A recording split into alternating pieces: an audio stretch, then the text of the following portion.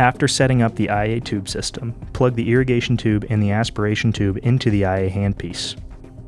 In case you use an IA tip with irrigation sleeve, mount the irrigation sleeve on the tip.